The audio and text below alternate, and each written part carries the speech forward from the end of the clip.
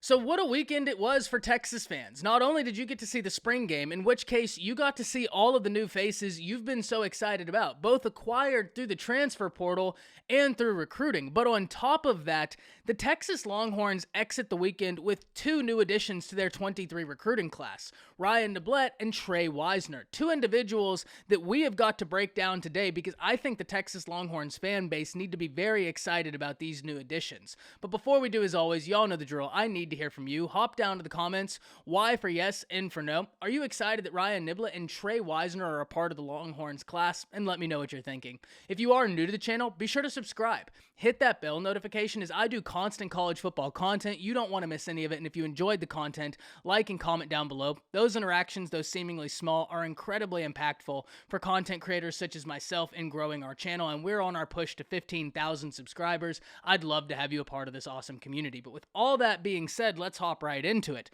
And fear not, we're going to be discussing the spring game. We're going to be doing that on tonight's live stream and periodically throughout the week. I'm just finishing up my second watch through, getting all my notes together, and I'll have that together, and we'll be discussing that this evening, so you don't want to miss that.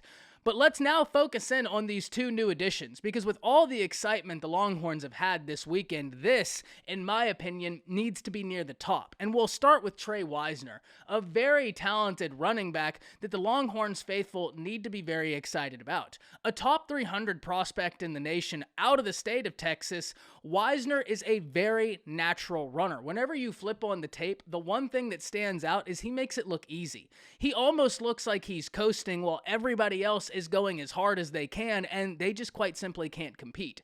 One of the things that really stood out to me about Weisner was his acceleration, especially after the cut. Because once he puts his foot in the ground, makes that cut, he has the acceleration to get the necessary distance from these defenders to where they're just not going to catch him. The natural running ability he possesses, the ability he has to gain separation after the cut, the move set he possesses, but one of the other factors to his game that I really wanted to point out was he has plays where he's making some pretty impressive catches, especially for a running back. And in today's collegiate offenses, running backs are being utilized more and more out the backfield in that regard. And so getting in someone who's already been utilized like that at the high school level, especially as a junior going to be senior, he'll have time to grow at the high school level, but showing that he can already do that is a major tool that the Texas fans have got to be very excited about.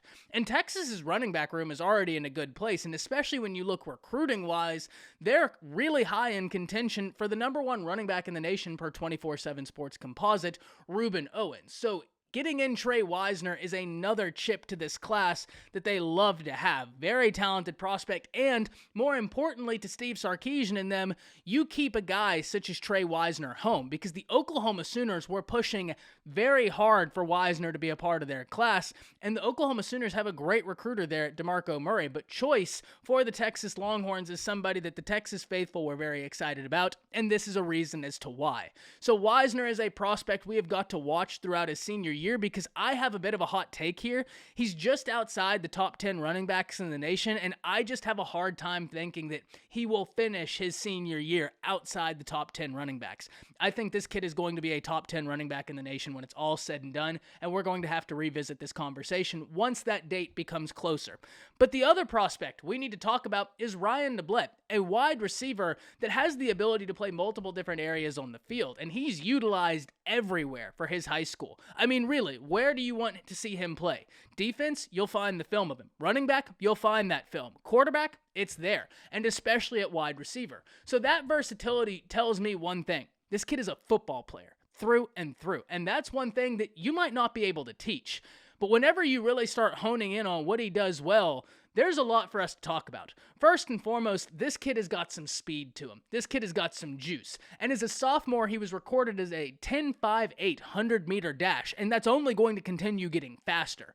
Brennan Marion has got to be very excited about adding in Niblett to this class because he's got home run ability. You give him the ball, he'll make someone miss and take it the distance, as he continually does at the high school level. And one thing that's exciting about Niblett as a receiver is not only can you put him in the slot and have an instant mismatch, but because he's so versatile, because he did so many things at the high school level, you can run some gadget plays with him, and he's someone that the coaching staff will have complete faith in, or at least in theory, I think they're going to have complete faith in.